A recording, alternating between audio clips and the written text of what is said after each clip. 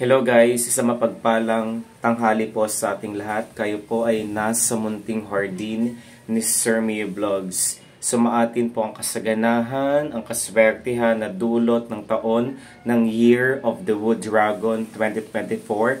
Napakaswerte po ng taon na ito para sa atin dahil maalwan, magaan ang daloy ng mga biyaya kapag magpupursige po tayo, magsisikap at lalakipan po natin ng sipag at syaga ang bawat ginagawa po natin. And for today's update guys, ay gusto kong ibahagi or i-share ang naging matagumpay na pagpaparami ko ng isa sa mga considered, hindi po siya nawawala sa top 10 list ng pinakamaswerte. Consider din po siya as Lucky Charm, Vastu at Feng Shui houseplant. Ito po yung isang variety, cultivar, tipo at type ng Sansevieria or mas kilala bilang snake plant. Ang halaman na ito is yung tinatawag na Fernwood Mikado. Kapansin-pansin po na napakatulis ng kanya mahabang sanga. Ito po siya. Yung pinakasanga niya dito rin po is considered din po siya as yung foliage or dahon niya. Kapansin-pansin po na madali lamang pong alagaan ito. Short background, ang ganitong Sansevieria guys is napaparami po sa simpleng pagkat lamang po ng kanyang sanga or stem. Dito guys, ito yung kanyang pinaka mother plant at nakakatuwa dahil after how many months? 2 months of waiting ay nagkaroon na po siya ng isang panibagong anak supling sa pinakadulo. Ito siya guys. Oh. And, so sa kanyang pinaka mother plant, itaas po natin.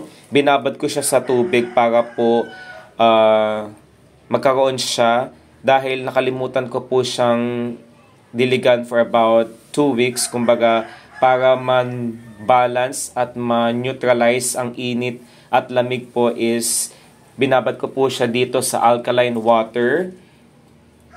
Yan, sa batya na ito. So sa kanyang pinakababa guys, ito po siya.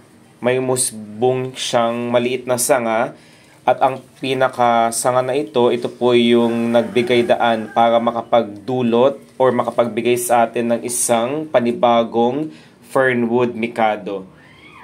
Napakaraming benefits nito guys dahil consider din po siya as air filtering at air purifying plants. Hindi po kayo magsisi, hindi po talaga kayo magsisisi kapag meron po kayong ganitong halaman dahil bukod sa sinasala niya ang mga methane gases, harmful chemical toxins na present elements sa hangin kagaya ng formaldehyde, benzene, trichloroethylene, toluene, xylene ay napaka-epektibo. Simula po nung naglagay ako neto sa harapan, main door ng aming bahay ay sunod-sunod na mga blessing po ang hindi ko mawari kung saan nanggagaling dahil isa rin po ang halaman na ito sa Lucky Charm, considered protection or shield sa mga taong gustong gumawa ng hindi maganda sa ating pamilya, sarili, negosyo at sa ating buhay. Ito po ang magsisilbing daan dahil sinasala niya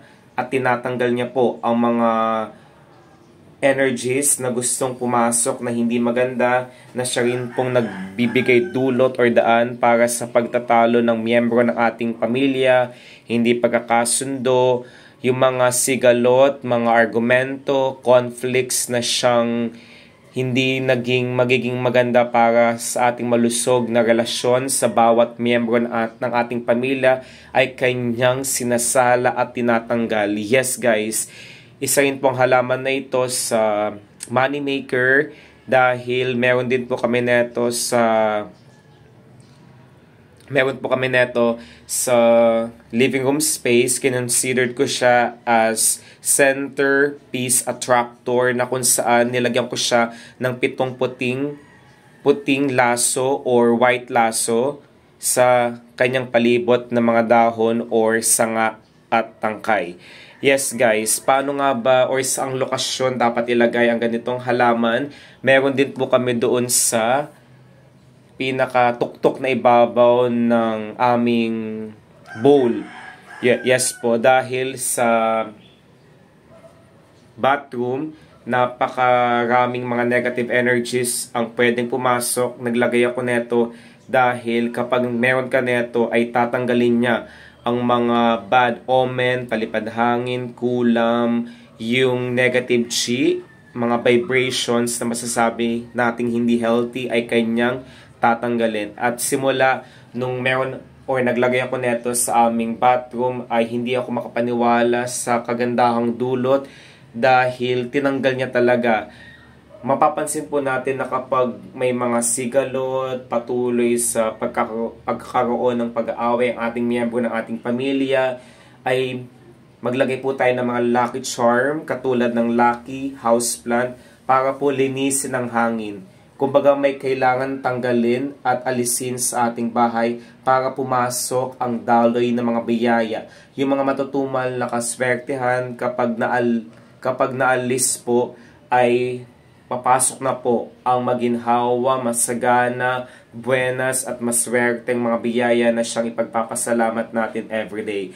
Saan pa po dapat ilagay? Meron din dapat po kayo neto sa dining table para po siya po ang humaltak ng kasaganahan sa pagkain, lalo na sa bigasan po natin. Meron din po kami neto sa tuktok ng aming rice dispenser para po magsilbing tagahaltak ng kabuenasan, ng biyaya sa pagkain at sa lahat ng uri ng blessing na siyang dulot ay maganda sa ating buhay. Meron din po kami neto sa bedroom, sa silid pahingahan dahil ang halaman na Fernwood Mikado po ay siyang pinaka-best sa pag-produce ng malinis, filtered, kaaya-aya at tunay nga namang maliwalas na oxygen na siyang kinakailangan po natin para makumpleto po natin ang ating 8 oras na pagtulog para sa susunod na kinabukasan